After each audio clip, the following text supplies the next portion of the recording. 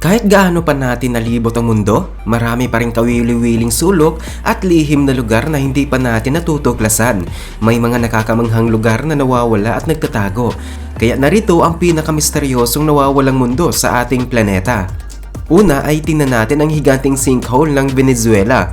Siguro nakakita ka na ng butas sa kalsada, pero paano kung mas malaki pa rito? Mas malaki pa kaysa sa isang gusali? Ang Sima Humboldt na matatagpuan sa ibabaw ng Tupi Sari-Sari Nama sa Venezuela ay isang napakalaking sinkhole na mahirap ipaliwanag. May dami itong 18 million cubic meter, lapad na 352 meters at lalim na 502 meters. Unang natuklasan ito noong 1961 ni pilot Harry Gibson na halos hindi makapaniwala sa laki ng butas na ito. Malapit dito ay ang Sima Martel, isa pang higanting sinkhole na 700 meters lang ang layo mula sa Sima Humboldt. Ang dalawang sinkhole na ito ay ilan sa pinakamalaki sa buong mundo at matatagpuan sa isang liblib na bahagi ng Venezuela, nakilala sa matatarik na bundok at kakaibang anyong lupa.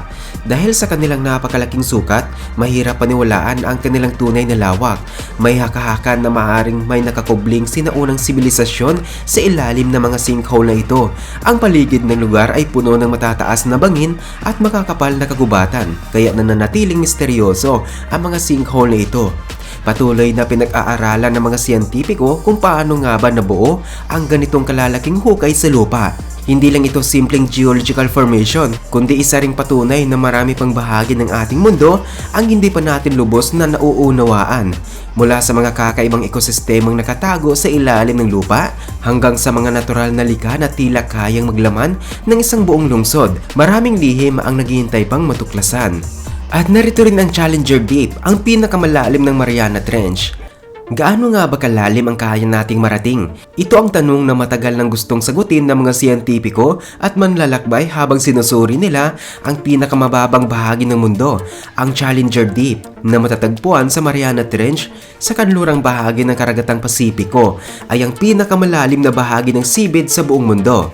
Umaabot ito sa lalim na 35,768 hanggang 35,856 feet, kaya halos imposible itong marating dahil sa matinding pressure na kahit ang pinaka-advanced na technology ay nahihirapang makayanan.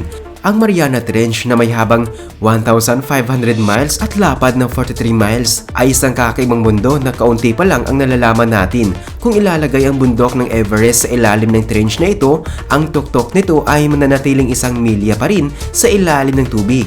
Noong 1960, sina Swiss oceanographer Jacques Piccard at US Navy Lieutenant Don Walsh ang naging unang tao na nakarating sa kailaliman ng trench gamit ang isang espesyal na submersible. Sa kanilang paglalakbay, nadiskubre nila ang kakaibang mga nilalang sa dagat at isang kapaligiran na tila hindi pangkaraniwan. Sa paglipas ng panahon, patuloy na umuunlad ang teknolohiya para pag-aralan ang mga malalalim na bahagi ng karagatan. Ngunit nananatili pa rin itong isang malaking misteryo. Maraming bagong natutuklasan tungkol sa mga kakaibang nilalang sa Challenger Deep na nagpapalawak sa ating kaalaman tungkol sa buhay sa ating planeta. At narito rin ang Palawan Highlands. Minsan, ang pinakamagandang lugar sa mundo ay iyong mga nananatiling hindi nagagalaw ng tao. Isa na rito ang Palawan Highlands sa Pilipinas, isang paraisong tila hiwalay sa gulo ng modernong mundo. Kilala ang isla ng Palawan sa likas nitong kagandahan, mula sa luntiang kagubatan hanggang sa malinis na mga dalampasigan. Ang Palawan Highlands ay isang liblib at masukal na bahagi ng isla, punong-puno ng biodiversity at mga kakaibang hayop at halaman na bihirang matagpuan sa ibang lugar sa mundo.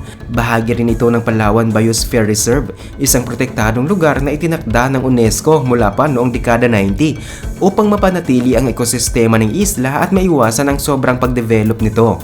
Ang kagandahan ng Palawan Highlands ay hindi lamang dahil sa kanyang malinis at mapayapang kapaligiran, kundi dahil na din sa malawak nitong kagubatan, matatarik na bundok at kahangahangang tanawin. Ito ay isang perpektong lugar para sa mga naghahanap ng tahimik na kanlungan malayo sa ingay ng lungsod. Sa kabila ng hirap sa pagpunta rito, patuloy itong dinadayo ng mga mahilig sa pakikipagsapalaran. Ang pag-akyat sa bundok, pagbisita sa mga nakatagong dalampasigan at paggalugad sa Palawan Highlands ay nagbibigay ng isang di malilimutang karanasan. At narito rin ang Catalhoyok, isang nakatagong lungsod sa itaas ng lupa. Isipin mong nakatira ka sa isang lungsod kung saan ang tanging paraan para makapasok o makalabas ng bahay ay sa pamamagitan ng bubong. Medyo kakaiba, di ba? Pero ganito mismo idinisenyo ng mga sinaunang tao sa Catalhuyok ang kanilang mga tahanan. Matatagpuan sa Timog Anatolia. Ngayon ay bahagi ng Turkey. Ang sinaunang pamayanang ito ay umunlad mula 7,000 BC hanggang 5,000 BC. Isa ito sa pinakakilalang Neolithic at Chalcolithic proto-cities na nagbibigay ng kaalaman tungkol sa unang anyo ng urbanong pamumuhay. Ang lungsod ay itinayo sa malawak na platform ng mud brick na walang pintuan o bintana. Sa halip, ang mga residente ay gumagamit ng hagdan upang umakyat at bumaba sa kanilang mga tahanan na magkakadikit ng napakalapit. Ang kakaibang disenyo na ito ay may praktikal na dahilan, lalo na sa malamig na panahon. Dahil dikit-dikit ang mga bahay, ang init ng isa ay lumilipat sa iba, kaya mas madaling makayanan ang matinding lamig. Ang Catalhuyok ay matatagpuan sa isang burol na 66 feet ang taas mula sa kapatagan, kaya may magandang depensa at tanawin. Malapit din ito sa ilog Karsamba na nagsilbing pinagkukunan ng tubig at panusto sa agrikultura. Pero hindi lang ito isang ordinaryong pamayanan, isa rin itong masiglang sentro ng lipunan dahil dikit-dikit ang mga bahay.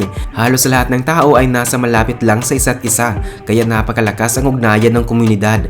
Isipin mo na lang, naririnig mo ang bawat galaw ng kapitbahay mo, mula sa paghuhurno ng tinapay hanggang sa kanilang pagdulog.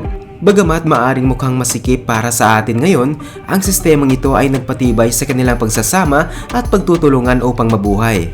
At narito rin ang Sundoong Cave, ang pinakamalaking kuweba sa mundo.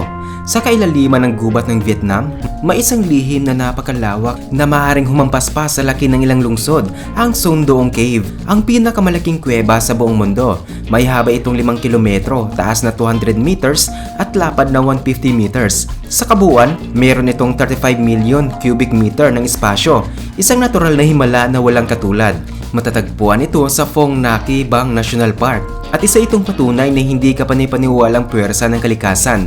Ang kuweba ay may 9 km ang haba, ngunit ang pinakakamanghamangang bahagi nito ay ang dalawang malaking buta sa kisame na nagpapasok ng sikat ng araw sa loob. Dahil dito, nabuo ang isang natatanging ekosistema sa loob ng kuweba. May mga punong tumutubo mula sa lupa na parang isang lihim na paraiso sa ilalim ng lupa. Sa loob ng Sundong, makikita ang mga nakakamanghang stalactites, stalagmites, mga bagong batiks at napakalaking silid. Isa pang nakakagulat na katotohanan ay nananatiling halos hindi ito nadiskubre sa loob ng maraming siglo. Noon lamang 1990s nalaman ng mga explorer ang buong lawak ng kuweba at doon nila natuklasan ang isang mundong halos hindi pa naapektuhan ng tao. Ang tahimik at napakagandang tanawin ng Sundoong Cave ay sadyang nakakabighani, parang huminto ang oras sa lugar na ito. Isa itong pambihirang pagkakataon upang masaksiyan ang tunay na ganda ng kalikasan, malayo sa impluwensya ng modernong mundo. At narito rin ang nawawalang lungsod ng Thonis. May isang bagay na parihong malungkot at nakakamangha tungkol sa mga sinaunang lungsod na nawala sa kasaysayan dahil sa puwersa ng kalikasan.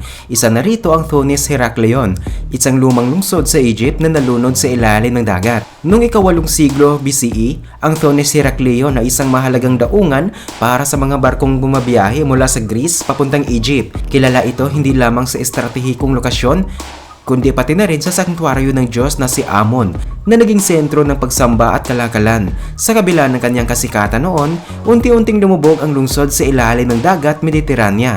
Hanggang sa taong 2000, wala pang kumpirmadong ebidensya na totoo nga itong umiral. Sa kanyang isinulat noong ika-5 siglo BCE, binanggit ng historiador na si Herodotus ang isang malaking sanktuaryo sa lugar na sinasabing pinasukan ng maalamat na bayani na si Hercules nang siya ay dumating sa Egypt.